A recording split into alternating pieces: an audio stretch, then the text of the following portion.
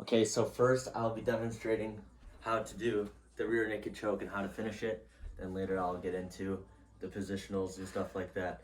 So you want to take your dominant hand. For me, this is my right hand, the arm you throw stuff with, and I will wrap that around the neck part. Oh, and this is my lovely demonstrator. So wrap this around the neck. You want to get the crack of your arm into the center point of their neck. And once it's there, you want to take that arm and grab your opposite shoulder. Then with your opposite hand, cup it like this and wrap it around. Try to get it to their other ear or to the underneath their ear. And then get everything as tight as possible. Your ear should be to their ear. That way it's nearly impossible to escape. So just try to pull my arms apart. I'll just flex my arms and I'll try to pull my arms apart.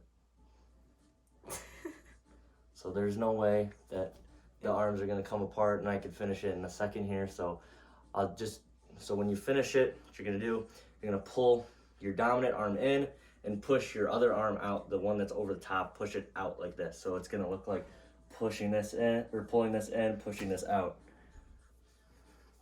Ready? Yep. Okay, Jesus Christ. Okay, so that's what that's what it looks like. Anybody could do it, so now you're gonna do it to me. Okay? Wait, I didn't think I should do it. So it's gonna be the dominant arm. I'm gonna go, okay, that's already tight. Go over the neck, grab the opposite shoulder. Like this? Mm-hmm. Why is it working? So when you have it done too, a lot of times, like I have in training, you get used to it over time. So that's why it takes people like. Okay, so let's just say you got your opponent to the ground. You know, you just maybe just did a simple arm drag. So you just said, "Oh, I don't want to fight you. I don't want to fight you." And then you just, I don't know, they stick their arm out or something. You just grab their arm and they fall over. What you want to do is, as soon as they turn around, go into turtle like this. As soon as they fall around, they might do this. Oh, wait. And they just, what you want to do is you want to get behind them and get their back, right? Now what you need to do is you need to get your hooks in, okay? So it's all about control. So they're going to be covering their head because they're going to be getting punched. Now let's just say you don't want to punch them, right? You just want to control them. You can just control them there and wait till the police come. You want to get your hooks in. So you want to get your hook in here. This is called a hook. One is normal. It's kind of hard to get two here, right? And then you just want to fall backwards. What you want to do is you need to take your dominant leg, spin that way. This way? Yeah. You need to take your dominant leg. It needs to be across their hip like this. Your shin needs to be out and hook it underneath the crevice of your knee and then pull backwards. So now they're completely trapped. This is called a figure four. So now just try to escape just like this. And no matter what, now try to even push my legs off. Just try to. It's not gonna happen. And I'm not even doing anything else. Another thing is, so when you're doing this, you always want to figure four, which is this. You never want to cross your legs like this. Otherwise they can tap you because your ankles will grind together and they will break. So if we go back, then all she has to do is just pull my legs back like that and it will break your ankles, both of them at the same time. So never cross your legs, always figure four your legs. So yeah, so get behind them, get the figure four position, right? And then now there's no way of getting out here. You can do a seat belt, which is like this, and they can try to get out as best as possible. Try to get out. Oh, you want me to try? Yeah. Right, and they can't do anything, even if you're like a lot weaker than your opponent. And I'm pretty strong compared to my opponent, but still, even if you're stronger or weaker, you will be able to hold them here with ease. And whenever you need to finish, just go over the neck, right? I don't think we're in it. Yeah, I think we are.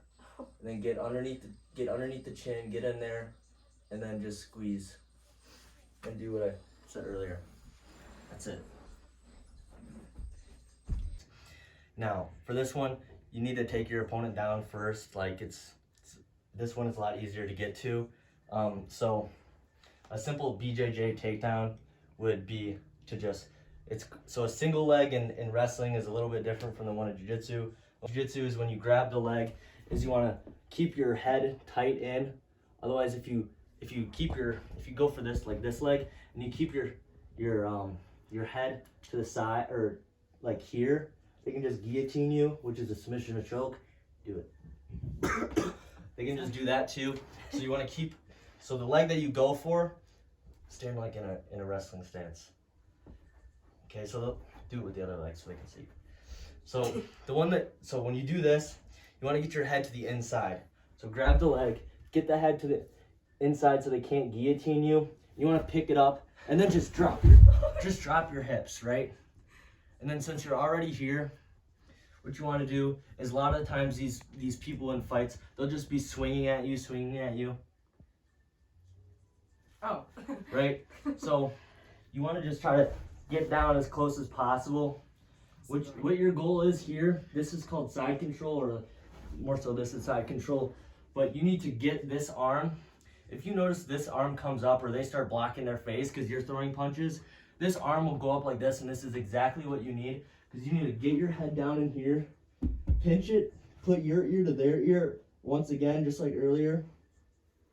You're going to sneak your hand underneath here, right? Now that your hand is under, your bicep should be on their neck, and then their shoulder is pinned up against here. So you can just sit here. You want to get an S grip is probably the easiest. This is a gable grip, it's preferred, but this is an S grip. Your arms probably won't be long enough to be able to get a good gable grip, or it's just a lot easier to get an S grip, but try to get a gable grip like this. That's one hand over palm to palm. So now, if you have it here, just try to get out as much as possible. Like right in front? Yep.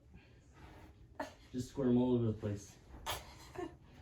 I'm using like 10% of strength. Okay. So the more that you just like squirm around, the tighter the choke gets, because it sinks down deeper into your neck. So literally nothing you can do once you get to this point, if they're untrained especially. Put your ear to their ear. All you're gonna do is you're gonna just rock your arms like you're rocking a baby, and then it will finish the choke. It's a blood choke, so their brain will run out of blood. So yeah, you want to get your body turned to the side and then finish it. So you're ready to tap. Okay. Okay, so just all I'm gonna do is gonna just rock the baby while turning my hips outwards. So that's all, and it's super easy to do. So as soon as you get down, you see that arm, they start, maybe you're here, you're punching them, then they put their arm up to try to block. Then you just want to pin the arm to the side, drop your head down, try to keep as much weight as possible until you get this arm in. Then you can get your weight over to the side, right? Then once it's to the side, all you have to do is put your ear to their ear. Even flexing your bicep can help too. Finish it, like I might be able to finish it just from here, like doing this, just by flexing a bicep. And then, but if that doesn't fix it because you don't have the huge biceps like me, you might want to, all you have to do is just go to the side and then rock the baby. And that's it. It's really easy. It's one of the easiest submissions.